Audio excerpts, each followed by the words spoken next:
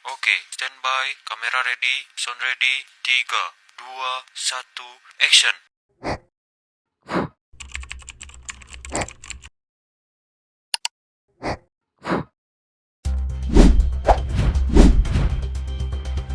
Oke, kekerasan berbasis gender masih sering terjadi di sekitar kita.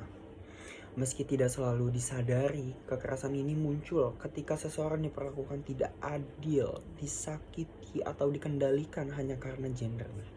Bentuknya tidak selalu fisik, bisa berupa kata-kata yang merendahkan, larangan untuk bersuara, tekanan, ancaman, atau perlakuan yang membuat seseorang merasa tidak punya kuasa atas dirinya sendiri. Dan juga ada sebanyak 1.815 kasus kekerasan dalam pacaran seperti data di atas ini. Banyak korban memilih diam, bukan karena mereka tidak merasa sakit, tapi karena mereka takut. Takut tidak dipercaya, takut disalahkan, atau takut dianggap berlebihan. Dalam situasi seperti itu, kekerasan sering dianggap hal yang biasa. Padahal perlahan menghancurkan rasa aman dan harga diri seseorang, dan bahkan menjadi suatu ancaman tersendiri. Kekerasan berbasis gender juga sering terjadi dalam hubungan pribadi. Hubungan yang awalnya terasa aman bisa berubah menjadi ancaman. Bisa menjadi hubungan yang tidak sehat atau yang sering kita sebut nih toxic relationship. Di dalamnya salah satu pihak merasa berhak mengatur, membatasi, bahkan menyakiti pasangannya sendiri. Toxic relationship tidak selalu terlihat jelas. Kadang datang lewat kata-kata kasar, sikap posesif, rasa cemburu yang berlebihan, atau juga memanipulasi yang membuat korban merasa bersalah secara terus-menerus.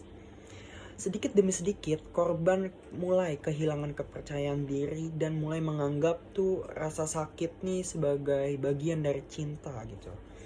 Padahal hubungan yang seharusnya memberi rasa aman, damai, tenang, merasa dicintai gitu. Bukannya malah membuat suatu ketakutan gitu loh. Cinta tidak seharusnya melukai atau membuat seseorang merasa kecil. Setiap orang berhak dihargai, didengar, dan hidup tanpa kekerasan dalam bentuk apapun. Halo, jadi aku udah bersama narasumber, yaitu teman dekat aku sendiri. Oke, mungkin bisa kita langsung mulai aja kali ya topik pembicaraan kali ini. Sebelumnya aku minta izin record ya. Boleh? Record boleh.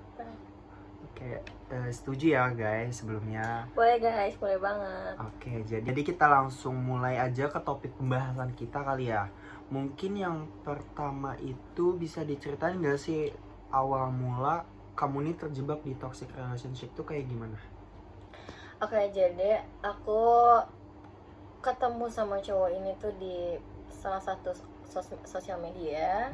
Dan aku tuh awalnya tuh cuma catatan biasa dan secara layaknya orang PDKT-an aja lah guys. Gimana awalnya tuh baik-baik aja. Setelah kita menjalin hubungan, kita tuh baik-baik aja. Sebulan 2 bulan itu masih fine-fine aja, tidak ada tanda-tanda bahwa dia memang jahat gitu sama aku. Dan setelah beberapa bulan berikutnya, aku tuh sudah mulai ada kayak kekerasan fisik gitu. Seperti kayak dia nampar aku, atau dia nurunin aku di jalan, atau bahkan dia sampai yang menyakiti dirinya sendiri atau menabrakkan mobilnya karena kita lagi debat di situ. Itu pemicu awal tuh apa? Pemicu awalnya tuh karena dia suka mengungkit masalah-masalah di masa lalu. Jadi masalah yang seharusnya sudah lewat, yang udah kita clear, harusnya situ udah clear dan tidak pernah untuk dibahas lagi, dia bahas lagi. Dan itu salah satu pemicu debat kita yang makin kepanjangan. Setelah kamu mengalami dan terjebak di toxic relationship ini nih, kan kayak kamu pernah ditampar, pokoknya kekerasan secara verbal gitu ya. Ada juga gak sih lewat kata-kata? Oh banyak, kalau itu banyak sekali. Bahkan itu lebih sering. Saya pernah dikatain maaf, pelacur. Mm-mm. Pernah dikatain saya pokoknya bego, tol, anjing, pokoknya semua kata-kata binatang. Dan Pokoknya saya bad pernah words ya guys. bad words.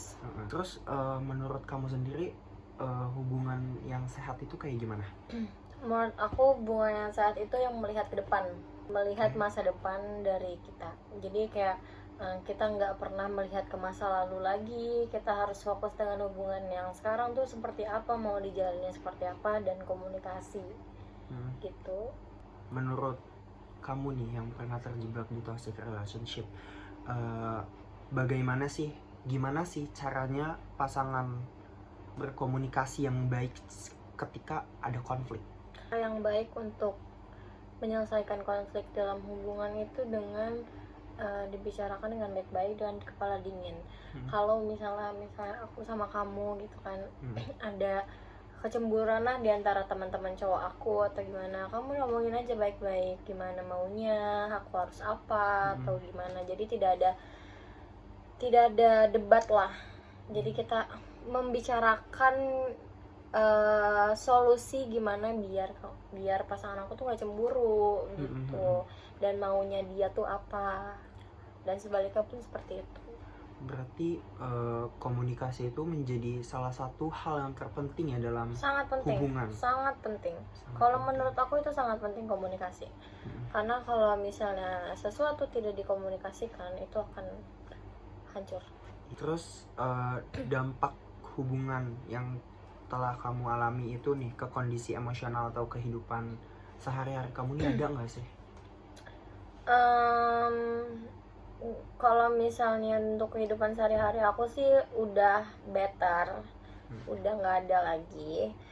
Kalau dulu sempat ada, aku jadi lebih sering stres, sakit-sakitan atau gimana. Tapi kalau misalnya untuk menjalin hubungan baru, aku akan lebih hati-hati lagi sih, karena mempunyai trauma yang di belakang tersebut.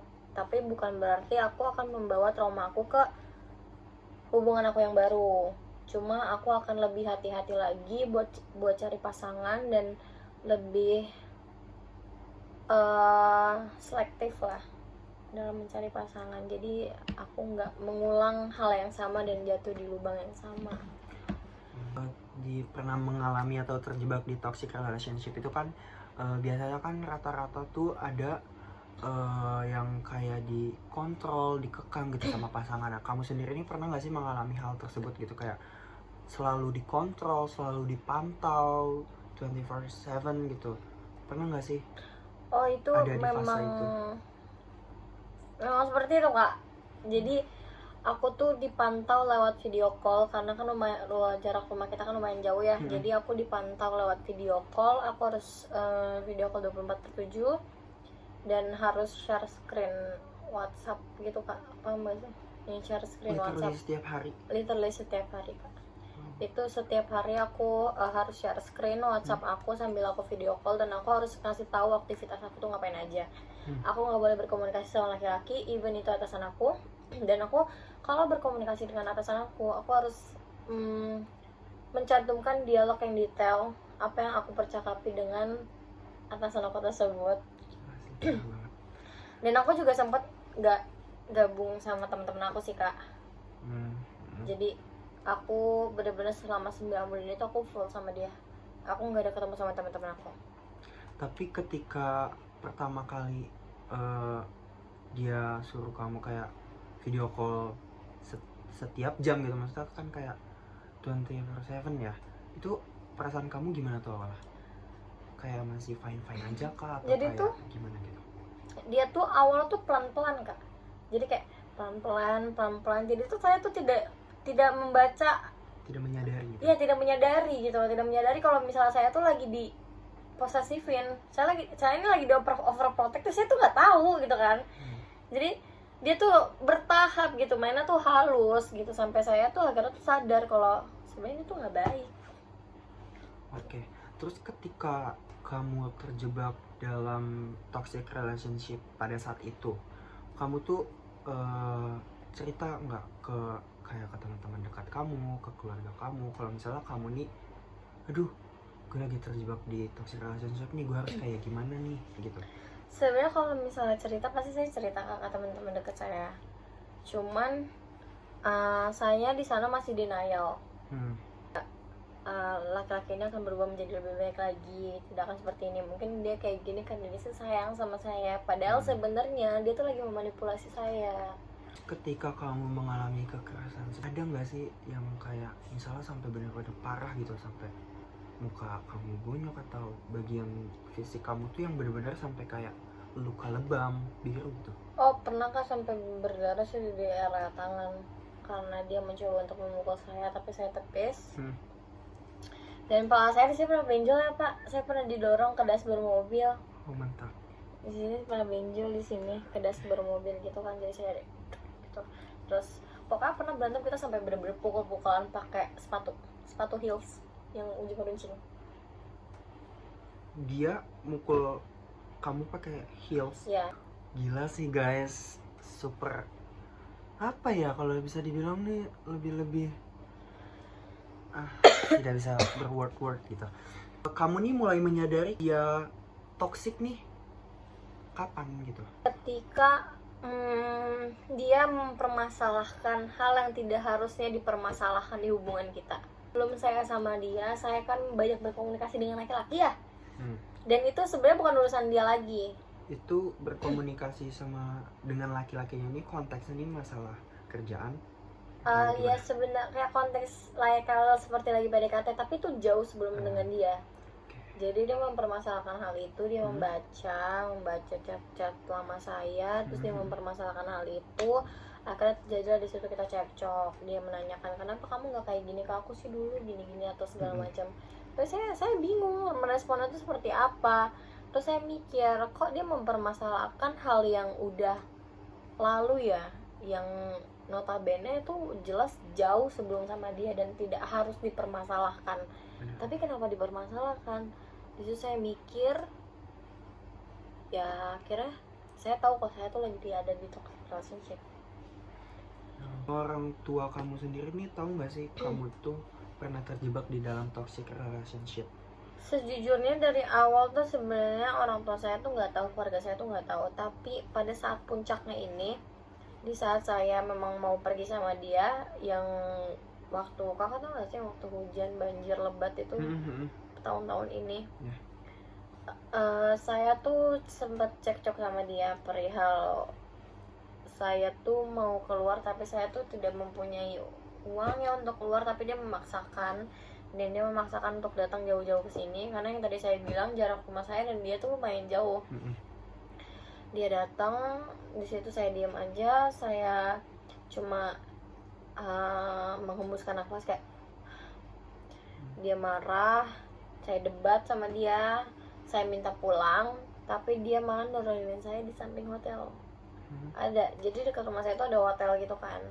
Jadi dia turunin saya di samping hotel situ, dan dekat rel kereta juga. Di sini lagi hujan, terus lagi banjir. Jadi saya menenteng heels saya jalan kaki dengan banjir, hujan.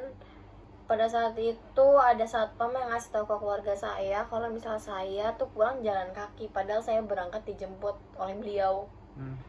Jadi saat menelpon orang tua saya kayak, halo Pak, ini anaknya gini. Ayah saya keluar nanya, kamu kenapa? Siapa yang beginiin sama kamu? Siapa yang berani kayak gini sama kamu? Orang ini ya emang nit. Orang gini ya, biar papa samperin. Akhirnya disitu orang tua saya tahu kalau misalnya saya tuh terjebak dalam toxic relationship.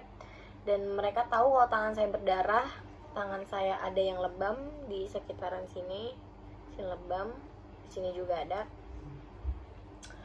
Akhirnya di situ ya udah, orang tua saya sangat amat ketat sama saya untuk tidak boleh berkomunikasi dengan beliau. Karena semenjak saya berkomunikasi dengan beliau, saya tuh sangat jauh hubungannya dengan keluarga. Ada juga nggak sih tanggapan dari teman-teman dekat kamu nih ketika kamu lagi terjebak di kondisi toxic relationship nih, kayak gimana sih tanggapan teman-teman dekat kamu tuh? Tanggapan teman-teman aku sebenarnya cukup baik, sangat baik dan sangat responsif. Cuman balik lagi akunya tuh masih denial. Mereka memang sangat menyarankan yang baik buat aku, dan mereka sangat berani untuk ikut campur dalam hubungan aku supaya aku tuh lepas. Mereka ikut campur karena demi kebaikan aku, cuma akunya itu yang masih denial. Teman-teman aku memang justru di situ pada kesel dan pengen banget nyamperin laki-laki itu dan melabrak langsung, kenapa lo kayak gini ke gue gitu, kenapa lo kayak gini ke teman gue. Tapi akunya selalu menahan mereka buat jangan, gak apa-apa. Dan juga hal apa nih yang akhirnya bisa membuat kamu nih lepas dengan si mantan kamu yang toksik ini? Dia udah merendahkan keluarga aku sih kak, sampai di titik dimana aku tuh udah muak banget keluarga aku terus-terusan direndahin sama dia, karena tingkat keluarga dia memang lebih di sini dan saya di sini. Jadi dia tuh sudah merendahkan keluarga aku, menghina-hina keluarga aku.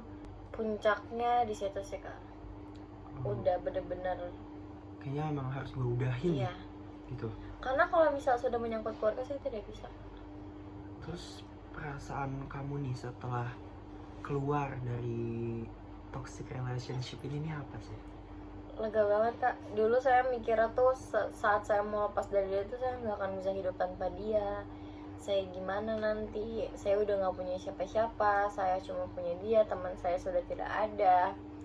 Tapi pas saya beranikan diri untuk udah nggak boleh balik lagi, dan ternyata pas saya lepas dari dia tuh ya hidup saya baik-baik saja, malah lebih bahagia.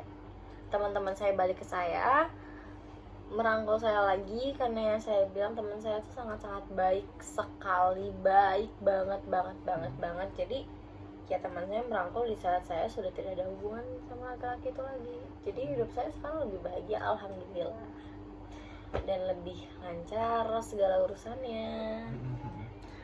Dari cerita yang narasumber telah sampaikan nih untuk kita nih, ada nggak sih kayak pesan gitu untuk yang lagi terjebak nih di toxic relationship nih, dia nih harus gimana nih? Oh banyak. Harus seperti apa gitu? Jadi buat kalian yang lagi terjebak di toxic relationship, pasti tuh kalian mikir kalau misalnya kalian lepas dari dia, pasti kalian tuh dapat ancaman dari laki-laki itu. Dan pasti kalian mikir, saya tuh gimana nanti kalau nggak sama dia. Girls, jangan takut untuk lepas dari sebuah toxic relationship, karena setelah kalian lepas, kalian pasti akan menemukan kebebasan yang kalian tuh nggak pernah bayangkan gitu loh. Karena kalian membayangkan tuh gimana kalau saya nggak sama dia, padahal kalau misalnya kamu nggak sama dia itu malah lebih bahagia karena kamu lepas dari toxic relationship itu. So girls, jangan pernah bertahan di toxic relationship. Sebenarnya jalanin sampai capek, tapi kalau misalnya itu udah too much, tolong lepasin aja. Jangan kalian denial sama diri kalian sendiri. Kalian harus dengar saran dari teman-teman kalian, saran-saran yang baik. Jangan menyiksa diri kalian ya guys.